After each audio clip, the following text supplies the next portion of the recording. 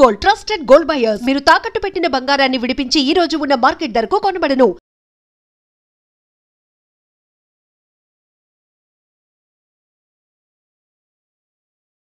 ఇది ఫిక్షన్ కథ అనుకోవచ్చా, real life incidents, real life ఒక బయోపిక్?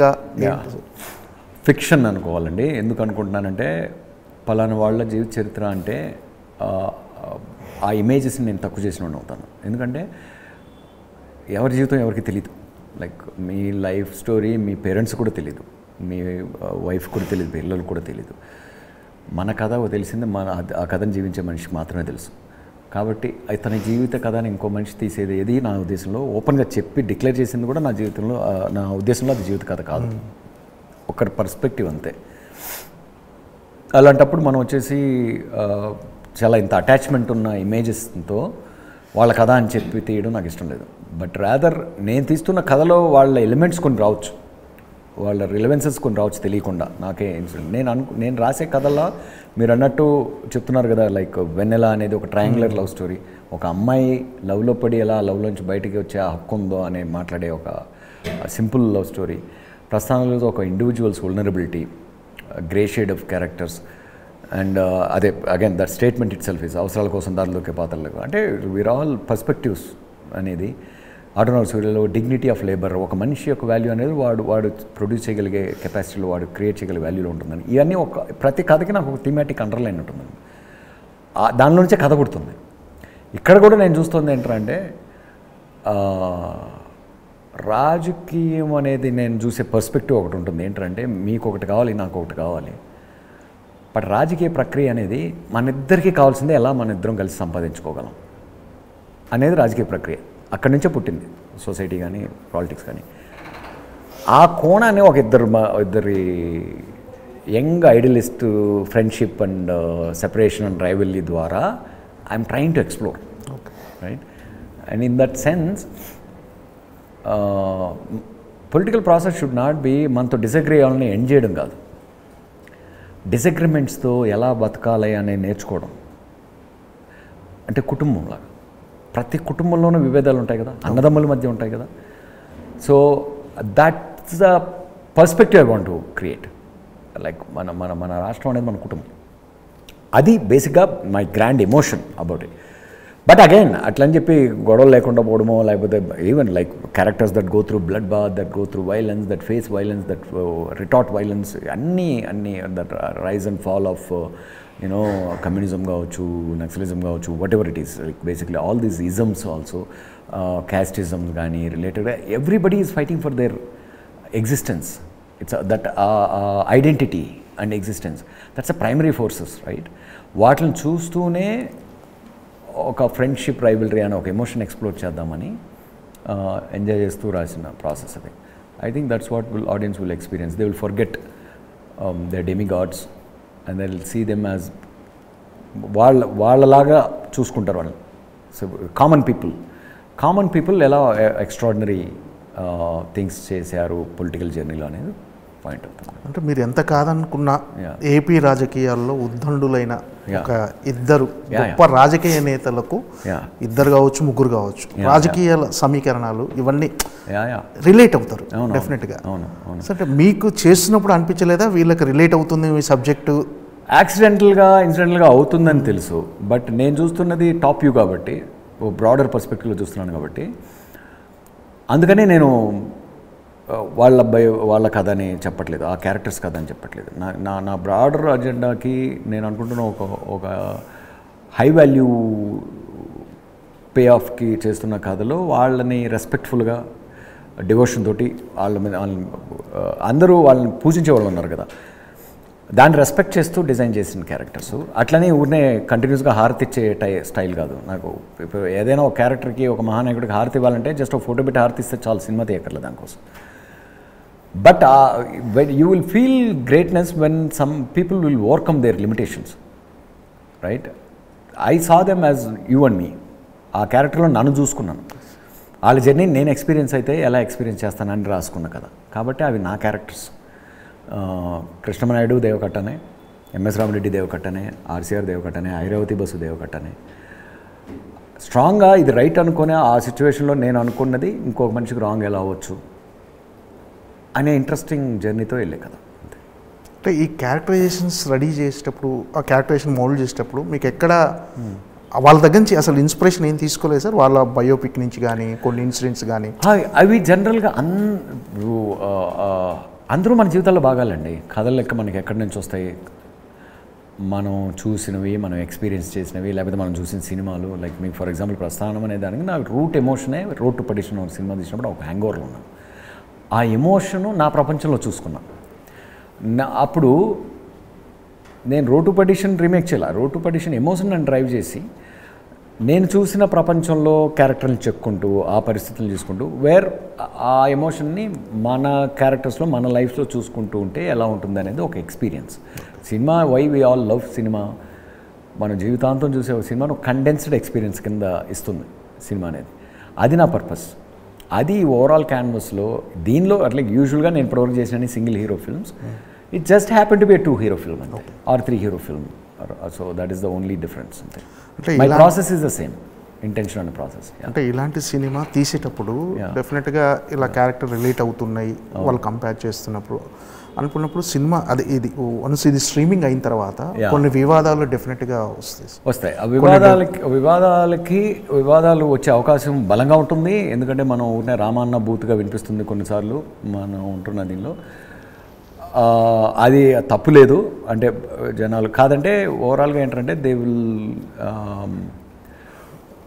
అందుకనే నేను ఇది వాళ్ళ కథ కాదని చెప్తాను. Okay, that it self is answer for all వివాదాలు. ఓకే, అందుకే మీకు చెప్తున్నాను కదా, ఎందుకంటే నాకు వాళ్ళ కథ చెప్పే కెపాసిటీ లేదు. నేను ఓన్లీ నా పాత్రల ద్వారా నా కథ చెప్పే కెపాసిటీ ఉంది అంతే. ఇట్స్ అగైన్ అండ్ అగైన్ నేను ఇచ్చే రెఫరెన్స్ ఏంటంటే, ఇక్కడ నేను ఇప్పుడు సడన్గా అట్లా పడుకున్నాను, నాకు ఒక కళ వచ్చింది. ఆ కళలో మీరున్నారు, సడన్గా ఇటు నుంచి ఒక పాము వస్తుంది, లేకపోతే ఇటు నుంచి ఒక పులి వస్తుంది, సింహం వస్తుంది, ఇవన్నీ నా కళలో కనిపిస్తున్నాయి అనుకోండి. అందులో కనిపించేవన్నీ నేనే. ఓకే, సో నా ఎదురుగా ఉన్న మీరు నేనే, ఆ పాము నేనే, ఎలక నేనే, అన్నీ నేనే.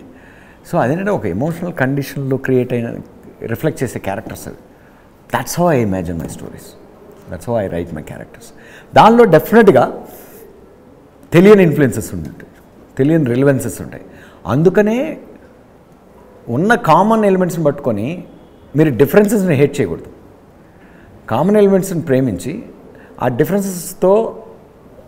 డిఫరెన్సెస్తో జర్నీ అవ్వండి, జర్నీ చేయండి. అది ఎక్కడికి తీసుకెళ్తుందో చూడండి అనేది పాయింట్ బేసిక్గా. That's what will happen with most of the audiences. Like for example కృష్ణమనాయుడికి ఒక చిన్న స్టామరింగ్ అనే ఒక చిన్న అంటే ఇనబిలిటీని పెట్టి ఓవర్కమ్ అవుతాడు. అది హీరోయిక్గా ఉంటుంది మాకు ఆ మూమెంట్. ఆ మూమెంట్ కోసం వెయిట్ చేయాలని హై ఇవ్వడం కోసం డిజైన్ చేసిన క్యారెక్టర్. ఒకవేళ రియల్ లైఫ్లో ఆ క్యారెక్టర్ని ఆపాదించుకునే వాళ్ళు కూడా హై ఫీల్ అవుతారు ఆ మూమెంట్ వచ్చినప్పుడు. సో అగైన్ ఏమవుతుంది, ఇప్పుడు ఫ్రెండ్షిప్ అన్నా ఏదైనా ఒక టైంలో లోగా ఉన్న ఫ్రెండ్కి ఇంకో ఫ్రెండ్ చేతునిచ్చినట్టు ఉంటుంది, ఇంకో టైంలో అది రివర్స్ అవుతుంది. ఓన్లీ ఆ పేషెన్స్ లేకుండా ఇక్కడ మావాడికి తను ఇది చేశాడు, హెల్ప్ చేసినట్టు ఉంది అని చెప్పి షట్ ఆఫ్ అయిపోతే ఇంకా వాళ్ళని ఏం చేయలేరు. వాళ్ళు సినిమాలే చూడకూడదు ఫస్ట్ ఆఫ్ ఆల్, ఆర్ ఇలాంటి సినిమాలు చూడకూడదు, ఆర్ ఇలాంటి కంటెంట్ చూడకూడదు. లేదు అంటే like what is the relationship, ఆ రిలేషన్షిప్ ఎలా మారుతూ వచ్చింది, ఆ రిలేషన్షిప్ రాష్ట్ర రాజకీయాల పరిణామాలను ఎలా మారుస్తూ వచ్చింది అనే ఒక క్యూరియస్ పాయింట్ ఆఫ్ వ్యూ, ఆ దృక్పథంతో ఆ దృక్కోణంతో చూసేవాళ్ళు సూపర్ హై ఫీల్ అవుతారు, అది గ్యారంటీ. ఓకే, అంటే ఇది ఒక రాజకీయ కోణం ఉంది దీంట్లో, కుల సమీకరణ కానీ నెక్స్ట్ పెత్తందారి వ్యవస్థ కానీ ఇవన్నీ డిస్కస్ చేసే సార్. చాలా హెవీగా అనిపించేది సార్ ఇలాంటి ఒక సబ్జెక్ట్ని ఓటీటీలో చెప్పటం అనేది ఒక రకంగా రిస్క్. ఆడియన్స్ అంటే ఓటీటీలో చూసే ప్రేక్షకులు కూడా డెఫినెట్గా ఇప్పుడు ఎక్కువ ఎంటర్టైన్మెంట్ కోరుకుంటున్నారు. ఎంటర్టైన్మెంట్ ఉంది, బట్ ఏంటంటే ఇది సీరియస్ పాయింట్, పొలిటికల్ థ్రిల్లర్. అదే ఒక ప్రాపర్ ఎంటర్టైనింగ్ ఎంగేజింగ్ డ్రామా ఇది, basically action drama. In fact Mayasabha చాలా వరకు action drama, action musical drama, which ఈ 3 కాంబినేషన్లు నేను ఇప్పటివరకు ప్రాపర్గా చేయలేదు సినిమాలో కూడా. But at the same time నాకు it's not only about these 2 people. I want to write a story and experience the story about the world around these 2 people. అందుకే చెప్పా కదా, లైక్ ఇది నా 2 తెలుగు రాష్ట్రాల కథ, ప్రతి తెలుగువాడి కథ నా కథ అని. ఒక రకంగా చూస్తే ప్రతి భారతీయుడి కథ. ఓకే, ఎందుకంటే సేమ్ ఇప్పుడు నేను ప్రస్థానం తీస్తున్నప్పుడు అటు బాంబేకి వెళ్తే సంజయ్ దత్ గారేమో బీహార్లో ఒక ఫ్యామిలీకిను, ఆయన వైఫ్ ఏమో యూపీలో ఫ్యామిలీ కానీ రిలేట్ చేసుకునేవాళ్ళు, అటు తమిళ్ ఫ్రెండ్స్ ఏమో చూసి లైక్ నేను చెన్నైలో పెరిగాను కాబట్టి సమ్ తమిళ్ పొలిటికల్ ఫ్యామిలీని బేస్ చేసుకొని రాశాను తీశాను. ఏం సంబంధం లేదు. ఇప్పుడు ఇందాక మీకు చెప్పాను కదా, రోడ్ టు పర్డిషన్ గ్యాంగ్స్టర్ వరల్డ్లో మన దేశంలో ఉన్న గ్యాంగ్స్టర్ వరల్డ్ లేదు కాబట్టి మనకు పాలిటిక్స్ అన్నీ క్రైమ్ పాలిటిక్స్ అన్నీ కలిసి ఉంటాయి కాబట్టి ఒక political world will be very relatable. ఆ ఎమోషన్ని ఎక్స్ప్లోర్ చేయడానికి అన్నీ రాసుకున్నది అంతే.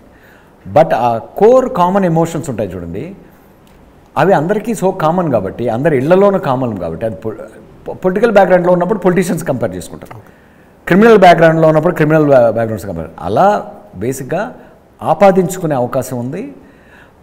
ఆపాదించుకోవడం కూడా తప్పు లేదు, బట్ అదే నిజం అనుకోవడం తప్పు. ఎందుకంటే అదే నిజం అన్న విషయం బయోపిక్ తీసేవాళ్ళు కూడా తెలియదు అంటున్నాను. అంటే ఇలాంటి ఒక కథ కాబట్టి మీరు ఓటీటీకి తీసుకొచ్చారు. అంటే ఇది థియేట్రికల్ అయితే డెఫినెట్గా కొంచెం ఇష్యూ అయ్యే అవకాశం ఉంది కాబట్టి మీరు ఓటీటీ వైపు వచ్చే అస్సలుగా నేను థియేట్రికల్గా రాసుకున్నాను. ఫస్ట్ 3 పార్ట్స్ ఫిల్మ్ లాగా ఒక 120 పేజెస్ స్టోరీ లైన్ లాగా రాసుకున్నాను థియేట్రికల్గా. ఇది ఒక గాడ్ ఫాదర్ ఫిల్మ్ లాగా అప్రోచ్ చేద్దాం అనుకున్నాను. But casting commitment was very challenging. ఎందుకు ప్రామినెంట్ ఫేసెస్ కావాలి, ప్రామినెంట్ కూడా అవసరం, లైక్ ఫేమస్ ఫేసెస్ కూడా అవసరం. ఎవరిని లాక్ చేసుకున్నా ఆల్మోస్ట్ లైక్ ఓటీటీ లాగానే ఒక కమిట్మెంట్ కావాలి, లాంగ్ కమిట్మెంట్ కావాలి. అండ్ ఆల్సో థియేటర్కి ఆడియన్స్ని పుల్ చేయాలంటే ఇలాంటి కంటెంట్తో కొంచెం స్టార్ పవర్ ఉండాలి. అది లేకపోతే దీనికి న్యాయం చేయలేము, రిసోర్సెస్ రోపిన్ అవ్వు అండ్ ఆడియన్స్ని. అంటే end of the day you also have to make it commercially viable కదా, పెట్టిన డబ్బులు తిరిగన్నా రావాలి కదా అనేది అన్ని రకాల రిస్క్లు అంటే లాజిస్టికల్ అనిపించింది. అప్పుడు కోవిడ్ టైంలో ఇన్ఫ్యాక్ట్ కోవిడ్ ముందు స్టార్ట్ అవ్వాల్సిన రిపబ్లిక్ గ్యాప్ రావడంతో రిపబ్లిక్ స్క్రిప్ట్ ఆల్రెడీ మేము అందరూ ఓకే చేసుకొని కూర్చున్నాం కాబట్టి ఆ టైం ఉందిలే మన దగ్గర ఈ కథ ఉంది కదా, దీన్ని కొంచెం ఓటీటీ ఫార్మాట్ కూడా కన్వర్ట్ చేసి రాసి చూద్దామని చెప్పి ఏం పని లేకుండా ఏం చేయాలి ఇప్పుడు అనుకుంటున్నప్పుడు కన్వర్ట్ చేసింది ఇలా ఉపయోగపడింది, ట్రాన్స్లేట్ అయ్యి. అది మోర్ మెచ్యూర్డ్ స్టోరీ. నా నెక్స్ట్ ఫిల్మ్ స్టోరీ కన్నా కూడా ఇది స్టార్ట్ చేసే టైంకి ఇది ఎక్కువ రెడీగా ఉంది కాబట్టి ఇది చేసుకుంటూ నా ఫిల్మ్ స్టోరీ మీద వర్క్ చేసుకుంటూ వచ్చాను అనమాట. ఆల్ దీస్ లాంగ్ థియేటర్కి వస్తే ఖచ్చితంగా మీరు కథ విషయంలో కాంప్రమైజ్ అయ్యేవారేమో, క్యారెక్టర్స్ ఎక్స్ప్లోర్ చేయడం. నా అప్రోచ్ అసలు ఇలాగే ఉండేది, 100% ఇలాగే ఉండేది. ఇన్ఫ్యాక్ట్ ఇప్పుడు ఏంటంటే ఇక్కడ ఎక్కువ కేర్ తీసుకున్నాను. ఎందుకంటే సెన్సార్ బోర్డు కన్నా కూడా మా ఇంటర్నల్ లీగల్ కేర్ చాలా ఉంటుంది, బలంగా ఉంటుంది. సెన్సార్ బోర్డులో అబ్జెక్షన్ చెప్పని చాలా కూడా మేము ఏదైనా అవుతాయో అనుమానాలు వచ్చినాయని క్లీన్ చేసి పెట్టేసుకున్నాం అనమాట. ఇలాంటి 2 స్ట్రాంగ్ క్యారెక్టర్స్ తీసుకున్నప్పుడు మీరు అంటే యాజ్ ఎ స్టోరీ టెల్లర్గా మీరు వన్ సైడ్ తీసుకునే అవకాశం ఉందా, లేకపోతే 2 క్యారెక్టర్స్ని బ్యాలెన్స్ చేసి ఎండింగ్ ఎలా ఉండబోతుందనే క్యూరియాసిటీ అందరిలో ఉంటుంది డెఫినెట్గా. ఈ టీజర్ చూసిన దగ్గర నుంచి అందరిలో వాళ్ళు ఏదైతే ఈ క్యారెక్టర్స్ పలానా రాజకీయ నాయకులు దాని క్యారెక్టర్స్ ఏదైతే ఆపాదించుకున్నారో, ఏదైతే వాళ్ళు రిలేట్ అయ్యారో, ఈ ఎండింగ్ ఎలా ఉండబోతుంది అని సో ఎండింగ్ బేసిక్లీ నేను చెప్పడం అనేది టెల్పి ఇదవుతుంది, స్పాయిలర్ అవుతుంది. బట్ బై నేచర్ అండి నేను ఏ ఒక్క పార్టీకో లేకపోతే ఏ ఒక్క వ్యక్తికో పిచ్చి అభిమాని కాదు. మీనింగ్ అంటే ఏం చేసినా కరెక్ట్ అనుకునే అంత ఇది కాదు. బట్ అందరిని అభిమానిస్తాను, అందరిని ప్రేమిస్తాను. Like I try to understand their side. So by nature I'm very neutral గా. ఎందుకంటే నేను అసలు మన పొలిటికల్ వాతావరణంలోనే పెరగలేదు. చిన్నప్పుడు 7th వరకు ఒక టౌన్లో ఉన్నాను. అక్కడి నుంచి మొత్తం చెన్నైలో పెరిగింది నేను. అక్కడి నుంచి యూఎస్కి వెళ్ళి జస్ట్ వచ్చి హైదరాబాద్లో సెటిల్ అయ్యాను. సో అందువల్ల నాకు సైడ్స్ తీసుకోను. ఈవెన్ యూఎస్ పాలిటిక్స్కి వచ్చినా కూడా I go by election to election, agenda to agenda, what ever it is. And నేను ఇక్కడ ఓటైను కాబట్టి నాకు హార్డ్ ఫిక్స్డ్ సైడ్స్ లేవు. నా ఓటు ఇక్కడ లేదు కాబట్టి I'm the absolute neutral person to even like approach this subject matter. అంటే మీ ప్రస్థానం కూడా పొలిటికల్ థ్రిల్లర్ ప్రస్థానం కదా, అంటే ఒక పొలిటీషియన్ ఫ్యామిలీ డ్రామా అది. సో నా ఉద్దేశంలో ప్రజలు చూడాల్సిందంటే ప్రజలు ట్రాన్స్లేట్ అయింది కూడా ఏంటంటే ఒక కుటుంబ family drama. But only thing the war between siblings is about the political legacy. So అందువల్ల పొలిటికల్ అనిపిస్తుందేమో కానీ. అండ్ ఇన్ఫ్యాక్ట్ ప్రస్థానం ఆటోనామస్ రెండు limited in terms of political ambience. It's rather human conflict. ఒకటి కుటుంబంలో విత్ ఇన్ కాన్ఫ్లిక్ట్. ఆటోనామస్ సూర్య సొసైటీతో ఒక individuals conflict. Republic చూస్తే ఓవరాల్గా what is the ఒక సోషల్ అంబియన్స్, ఒక విషయస్ సైకిల్లో ఉండే ఒక కండిషన్ని రిఫ్లెక్ట్ చేస్తున్న cinema. My sub is again like two friends and rivals, a kind of journey. It's fresh in its own travel. యాక్చువల్గా వీటిలన్నిటికన్నా కూడా కొంచెం అవేగాను ఫ్రెష్గాను ఉంటుంది మైసభ స్టోరీ టెల్లింగ్ జర్నీ కూడా. ఇందులో అంటే ఓటర్స్ మీద జనాల మీద కొన్ని సెటరికల్ డైలాగులు ఉన్నట్టు అనిపించింది సార్. ఏంటి అంటే ప్రస్తుత సమాజంలో జరుగుతున్న రియల్ ఇన్సిడెంట్స్ కూడా ఇందులో యాడ్ చేశారా? ఓటర్స్ మీద ఏం లేదండి, అంటే బేసిక్గా అంటే మన ఓటర్లు characters when they come out with their honest voices కొన్ని రెజనెన్సెస్ ఉంటాయి. కొన్ని రెజనెన్సెస్ ఏమవుతాయంటే మనం అగైన్ మన లైఫ్లో చూసిన రెజనెన్సెస్ కనిపిస్తుంటాయి. That's all you would see and you will accept them, you will agree with them.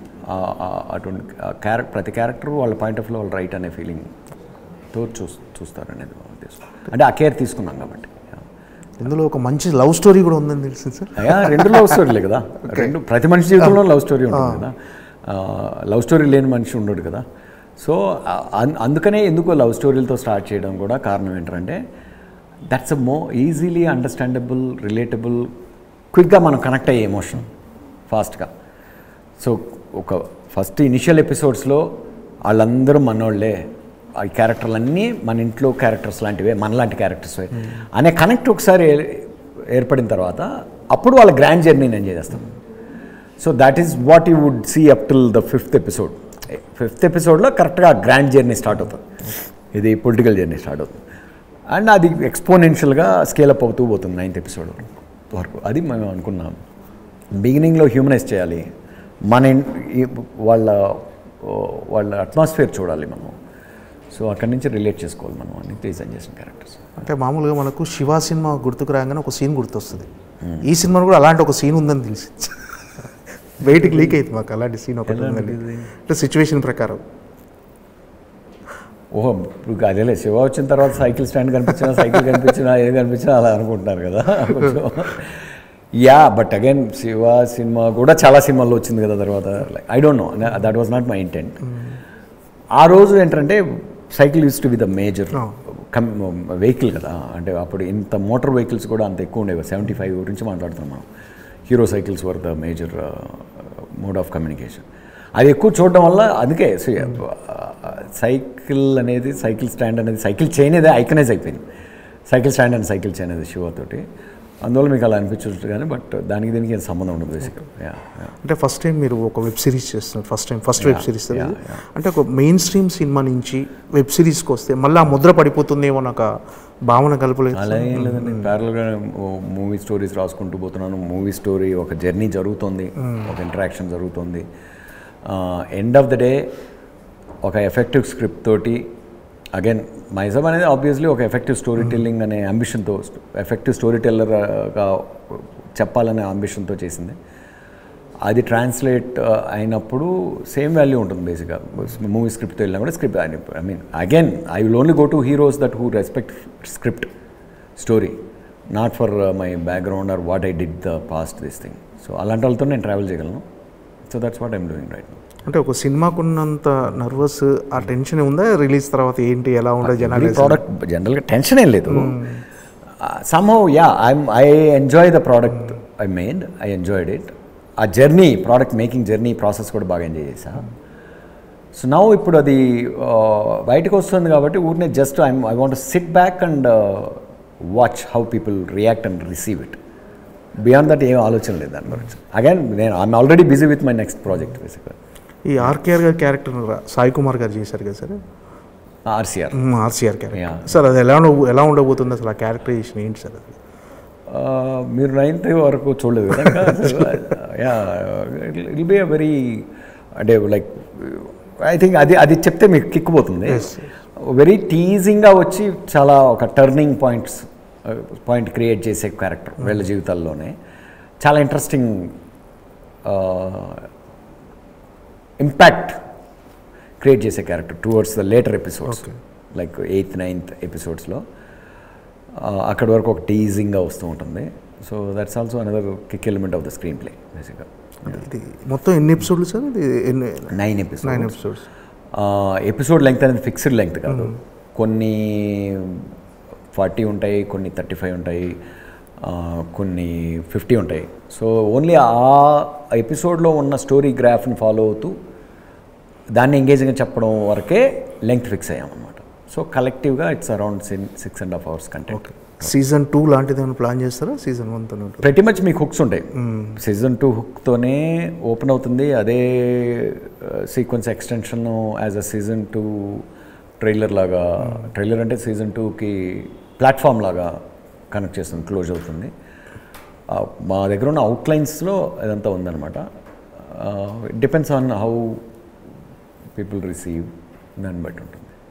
Okay sir, all the best. Mahesh సభ రక్తి కట్టించి ఓటీటీ స్ట్రీమింగ్ మిలియన్స్ ఆఫ్ వ్యూస్తో డెఫినెట్గా దేవకట్ల గారికి మంచి పేరు తీసుకురావాలనుకుంటున్నాను. Thank you sir, thank you so much.